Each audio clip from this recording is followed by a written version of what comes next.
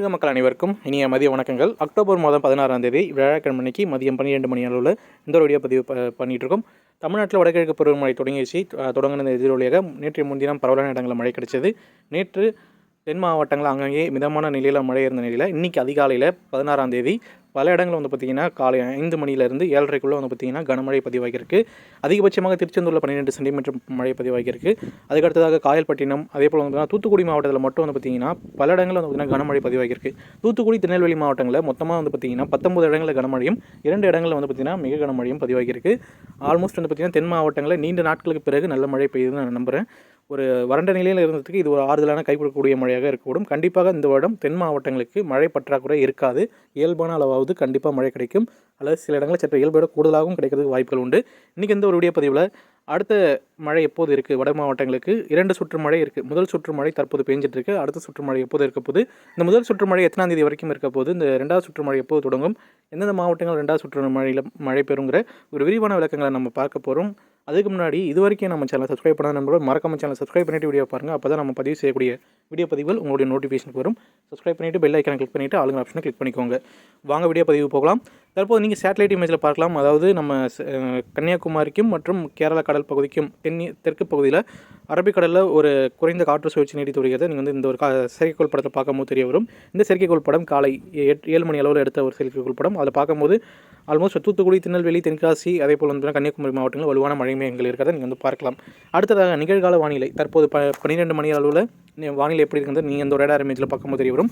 Delta கடலோரம் மற்றும் delta உள் மாவட்டங்களில் பல இடங்களில் பார்த்திங்கன்னா மழை மேகங்கள் ஆங்காங்கே பார்த்திங்கன்னா இப்போ காணப்பட்டு வருவதை பார்க்கலாம். அதாவது வலுவான மழை மேகங்கள் சில இடங்களிலும், அதாவது நம்ம பெரம்பலூர் எடுத்துக்கலாம். அடுத்து பார்த்திங்கன்னா புதுக்கோட்டை மாவட்டம், தஞ்சாவூர் மாவட்டம், திருச்சி மாவட்டம், காரைக்கால், நாகப்பட்டினம், கடலூர் உள்ளிட்ட பல மாவட்டங்கள் பார்த்திங்கன்னா வலுவான மழை மேகங்களும், பரவலான மாவட்டங்களில் பிற மாவட்டங்கள் அதாவது அதை ஒட்டியிருக்கக்கூடிய மாவட்டங்களில் லேசான முதல் மிதமான மழை மேகங்களும் காணப்பட்டு வருகிறதை பார்க்கலாம். அதாவது ஒரு பரவலான இடங்களில் ஒரு மிதமான முதல் கனமழை வரைக்கும் இன்று பதிவாகிறதான வாய்ப்புகள் டெல்டா மாவட்டங்களுக்கு இருக்குது. இதை தாண்டி பார்த்திங்கன்னா தென் மாவட்டங்களுக்கு இன்று பார்த்திங்கன்னா தென் மாவட்டங்களான மாலை நேரங்களில் மழை இருக்கக்கூடும். தென் மாவட்டங்கள் மற்றும் மேற்கு தொடர்ச்சி மாவட்டங்களில் மாலை அல்லது இரவு நேரங்கள் அல்லது நாளை அதிகாலை நேரங்களில் மழை இருக்கக்கூடும். இன்று எப்படி இருந்ததோ அதே போல் இருக்கும். ஆனால் இந்த அளவுக்கு மழை இருக்குமாங்கிறது சற்று சந்தேகம் தான். இருந்தால் நம்மளுடைய தெற்கு கடலோர பகுதியில் மீண்டும் கனமழை பெய்வதற்கான வாய்ப்புகள் உண்டு. தூத்துக்குடி மாவட்டம், திருநெல்வேலி மாவட்டம் அதேபோல் பார்த்திங்கன்னா கன்னியாகுமரி மாவட்டங்களில் மாலை அல்லது நாளை காலைக்குள்ளே, அதாவது இன்று மாலை 6 மணிலேருந்து நாளை காலை 6 மணிக்குள்ளே சில இடங்களில் கனமழை பதிவாகிறதான வாய்ப்புகள் உண்டு.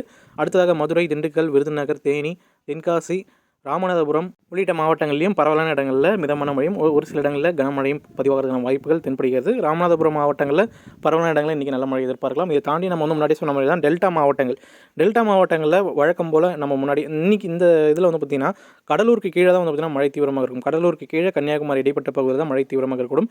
இப்போதைக்கு கடலோர மாவட்டங்கள் இருந்தாலும் நாளையிலிருந்து கொங்கு மாவட்டங்களில் மழை இருக்க போகிறது. முதல் கட்டமாக கடலோர மாவட்டங்களில் மழை இருக்கக்கூடும். அந்த கடலோர மாவட்டங்களில் தான் தற்போது இன்றைக்கி மற்றும் நேற்று இரவுலேருந்து மழை பெஞ்சிட்ருக்கு.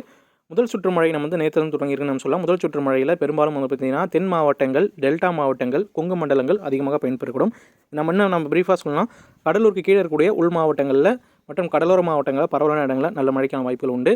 இந்த சமயத்தில் பார்த்திங்கன்னா காற்று பகுதிகளான திருப்பூர் மாவட்டம், கோயம்புத்தூர் மாவட்டம், பாலக்காடு கணவாய் வழியாக காற்று பெறக்கூடிய இடங்களிலும் இடிமழை மேகங்கள் உருவாகி அந்த இடங்களுக்கும் மழையானது காணப்படும்.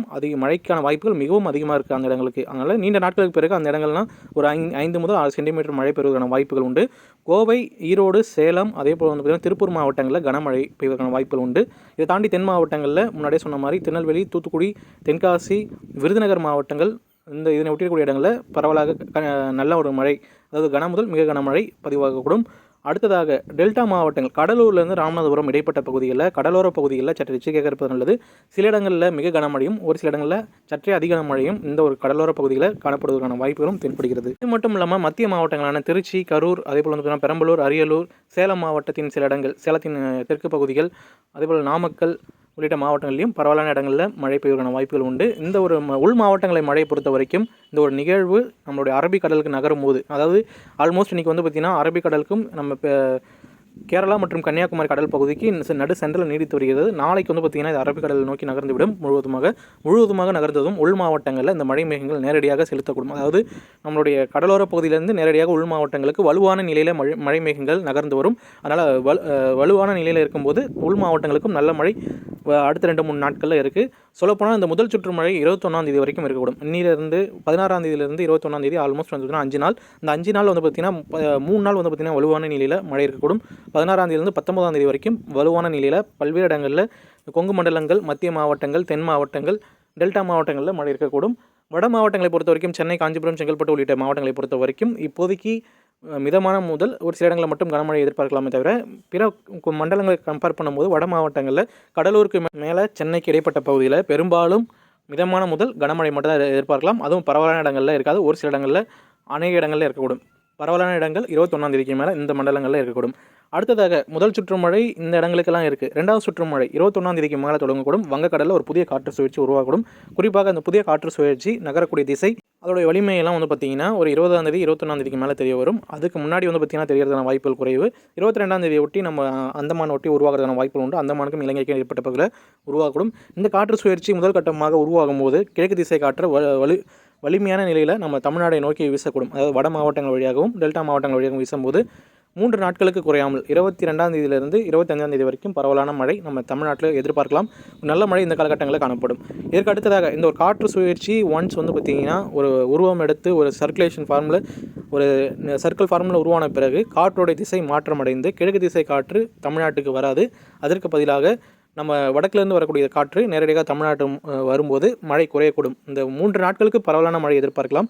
அதுக்கு அடுத்தது இந்த காற்று சுழற்சி நகரக்கூடிய இடத்தை பொறுத்து தமிழ்நாட்டில் மழை இருக்கக்கூடும்.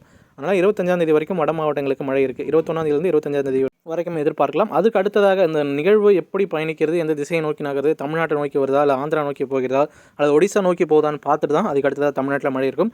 அடுத்த 10 நாட்களுக்கு பெரும்பாலும் தமிழ்நாடு நல்ல மழைக்கு கிடைக்கிறதுக்கான வாய்ப்புகள் உண்டு. வட மாவட்டங்களுக்கு, தென் மாவட்டங்கள், கொங்கு மண்டலங்கள் என பல இடங்களுக்கு வந்து பார்த்திங்கன்னா நல்ல மழை பெறக்கூடும். அதில் எந்த ஒரு மாற்றமும் இல்லை. இதில் நான் வந்து உங்களுக்கு ஒரு தெளிவான விளக்கங்களாக கொடுத்துருக்கேன். 2 சுற்று மழையும் வந்து பார்த்திங்கன்னா விரிவான விளக்கங்களோடு முதல் சுற்று மழை எப்படி இருக்கும், 2ஆம் சுற்று மழை எப்படி இருக்குங்கிறத நான் கொடுத்துருக்கேன். இந்த 2ஆம் சுற்று மழையில் வந்து பார்த்திங்கன்னா கொங்கு மண்டலங்கள், தென் மாவட்டங்களில் மழை இருக்குமானா அது பொறுத்து வந்து தான் பார்க்கணும். அது நம்ம லேட்டராக நம்ம வந்து உருவான பிறகு பார்ப்போம். இந்த வீடியோ பதிவு பிடிச்சிருந்தா லைக் பண்ணுங்கள். உங்களுடைய கேள்வி அந்த கமெண்ட்ஸ்க்கு கமெண்ட் பண்ணுங்கள். அனைத்து கேள்வியும் பதில் தரப்படும். அனைவருக்கும் இந்த வீடியோ ஷேர் பண்ணுங்கள். மறக்காம சேனலை சப்ஸ்கிரைப் பண்ணிக்கோங்க. மீண்டும் அடுத்த வீடியோ பதிவில் சந்திப்போம். தொடர்ந்து இணைந்திருங்கள். நன்றி, வணக்கம்.